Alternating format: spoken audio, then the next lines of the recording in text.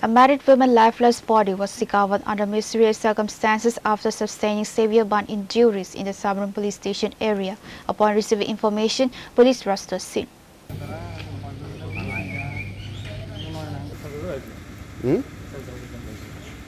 According to the deceased husband, he was sleeping in the same room with his wife on Wednesday night. Upon waking up in the morning, he noticed his wife was not beside him. After calling out for her and receiving no response, he began preparing breakfast in the morning, suspecting that his wife might be sleeping in their son's room.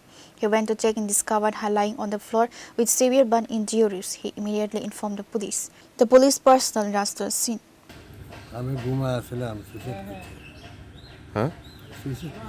Suicide করছে কেমনে বুঝছেন suicide করছে কোনখানে আগুন জ্বলা দেখছেন ঘরে নিজের ঘরেই না এখানে ওই ঘরটাতে ছেলে থাকতো আর কি যতদিন বাড়ি ঘরে ছিল 5-6 মাস বিয়ের পরে এরপরে ছেলে আগুন তো লাগেছে ঘর খালি পরিষ্কার পরিচ্ছন্ন করে যায়।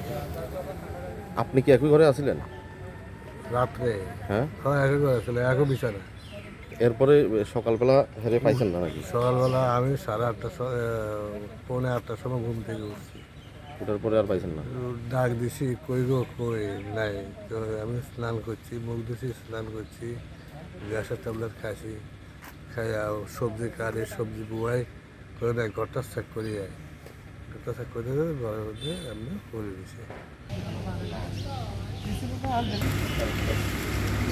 Pure Report, Chinikhara.